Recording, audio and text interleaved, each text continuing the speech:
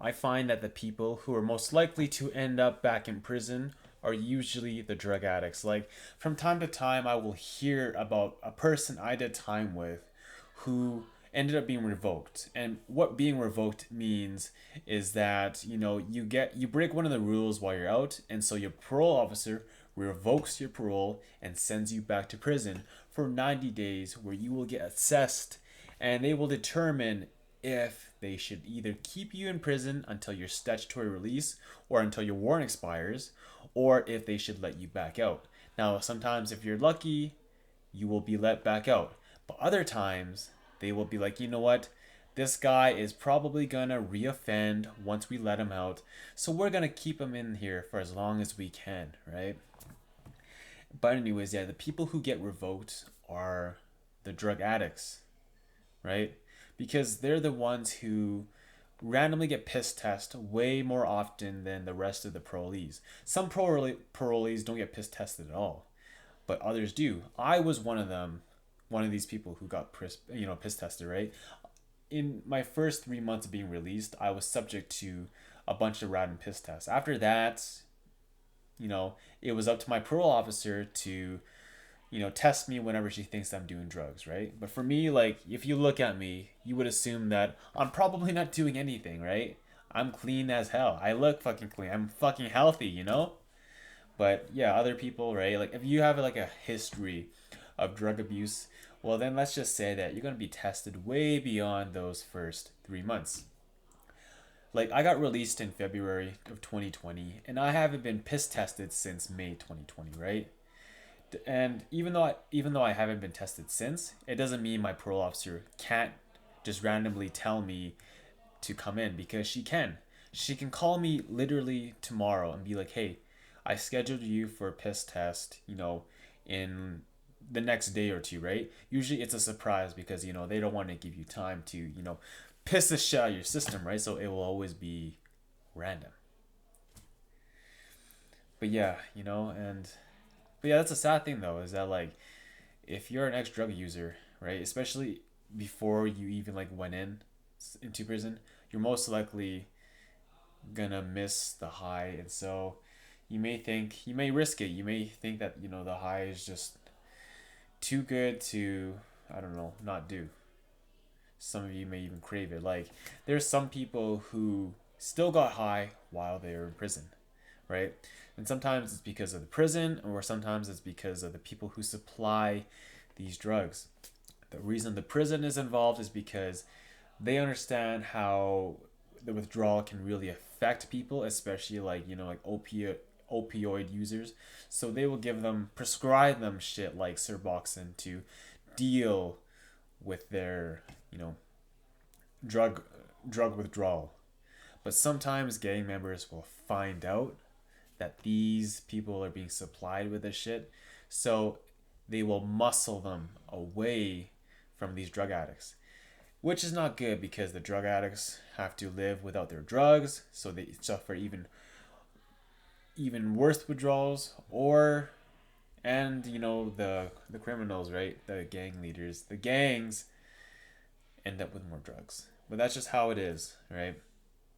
And unfortunately, you know, guards, prison staff, they know about the culture and everything that goes on. They know that you're most likely to get muscled if you're being given these drugs, but they can't really do anything about it.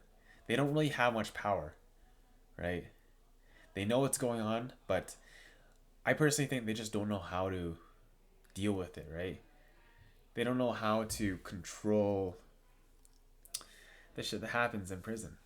If they knew how to, then it would have been stopped already, right? Like, I remember my first day in prison. My PO told me, like, my parole officer told me straight up to expect to be muscled. She said it's very common, right? Because when we go to prison for the first time, in federal prisons at least, we get a $45 cuff, which means that the prison will give us $45 and we can spend it on anything. We can put it in our phone cards to call our family. We can buy snacks with it, right? But, sometimes people get this stuff muscled from you, and she told me to expect to get that $45 cuff muscled from me. The cuff is called a cuff because you have to pay the prison back, And how you pay it is either you work and they'll take a bit off your paycheck, right? Or even if you don't work, you still get paid anyways, but you get paid shit all, like $10 every 2 weeks. But they will still take that off of what you get paid, right? It's just to help people get started. But yeah, these are the people who are most likely to end up back in prison, are drug addicts, right? It's strange. Like the statistics say that most people who get released on parole don't actually reoffend. The people who reoffend are the ones who wait until stat release or until their full warrant expires, which is like doing their full time in prison. Those are the people who are most likely to reoffend. That's why, like, during the last election when I forgot who was competing with who. The last guy who was the leader of the Conservatives, they pretty much announced that they wanted to get rid of statutory releases because they knew that these people were likely to reoffend, right? That way, if they got rid of that, the only way you could ever get out is if you got parole, which would suck for some people, right? Because some people never get parole, and it all depends on circumstance how you are in prison. Like, guards, prison staff, they know who runs the prisons, right? They know who the plug is and all that shit. They know. They just can't prove it, but they know how people get stuff, right? They know who it usually comes from, and they will try to catch the people, but they can't because they're really good at hiding shit, right? They're really good at being discreet. But if they know that you are the plug, or if you are, ahead of, I don't know, of the subculture, then you are less likely to be released from prison. And this really pisses off a lot of people who can't get released, right? Because, no one likes prison. But at the same time, I don't know, these guys can't really give up that life that they once had outside. So they kind of recreate it while they're inside, right?